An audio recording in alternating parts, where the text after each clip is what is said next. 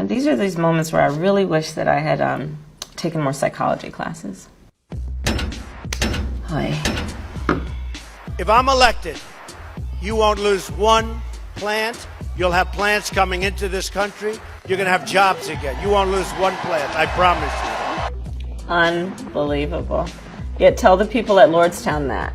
But I meet with Putin and they make a big deal. Anybody could have listened to that meeting. That meeting is open for grabs. You know, the whole Russia thing, it's a hoax.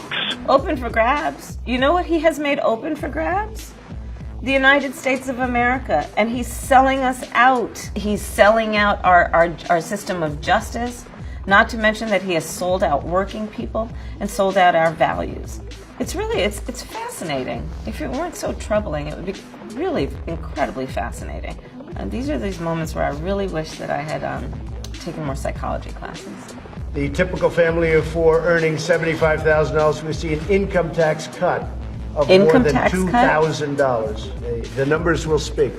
Tax bill signed by the President of the United States cuts the taxes of the top 1% and the biggest corporations of America. 60 of the biggest corporations, no taxes last year. The president had often talked about fortifying a border wall with a water-filled trench stocked with snakes or alligators, prompting aides to seek a cost estimate. He wanted the wall electrified with spikes on top that would pierce human flesh.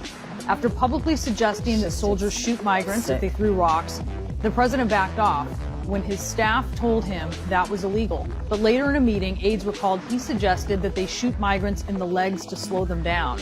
That's not allowed either, they told him. He's talking about torture, and he's talking about maiming people, and he's talking about brutal acts of violence that would be caused by the government of the United States of America against people who are fleeing some of the worst injustices in the world. The most ridiculous thing I've ever heard. There was no collusion with Russia. Literally, Donald Trump plays Alec Baldwin so well. It's just amazing to watch. He's such a good actor. No and collusion. They say, I have the most loyal people. Did you ever see that? Where I could stand in the middle of Fifth Avenue and shoot somebody and I wouldn't lose any voters, okay? See, so Maya Angelou told us years ago, she said, listen to people when they tell you who they are the first time.